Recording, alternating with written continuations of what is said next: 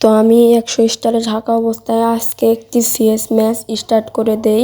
আর এই ম্যাচের প্রথম রাউন্ডটা আমরা খুব ইজিলি জিতে যাই, পরের রাউন্ডটাও আমরা খুব ইজিলি জিতে যাই। 3 নম্বর রাউন্ডে যে আমি একটা প্লেয়ারকে হেডশট মেরে দেই, কিন্তু দূর থেকে আরেকটা প্লেয়ারকে দেখতে পেয়ে আমি ওকে মারতে যাই, কিন্তু এনিমিটা আমাকে হেডশট মেরে ডাউন করে দেয়। তারপরও আমার টিমমেটরা এই রাউন্ডটা ভিক্টরি করে ফেলে। কিন্তু 4 নম্বর রাউন্ডে আমার টিমমেট এত ভালো খেলার পরেও রাউন্ডটা বের করতে পারে না। টিমমেটের খেলা যদি আপনাদের কাছে ভালো লেগে থাকে তাহলে একটা লাইক দিয়ে যাবেন। টিমমেট অনেক কষ্ট করেছে কিন্তু ম্যাচটা বের করতে পারেনি। ভাই একটা ভিডিও বানাইতে অনেক কষ্ট হয় ভাই, আপনারা যদি একটা লাইক দেন ভাই আপনাদের তো কোনো সমস্যা নাই ভাই। কিন্তু 5 নম্বর রাউন্ডে আমার টিমমেট যে আগুন খেলা দেয়, এই খেলা দেখে আপনারা তো পাগল হয়ে যাবেন। টিমমেট একলা 1v3 করে ম্যাচটা কিভাবে ভুয়ে নেয় আপনারা দেখুন।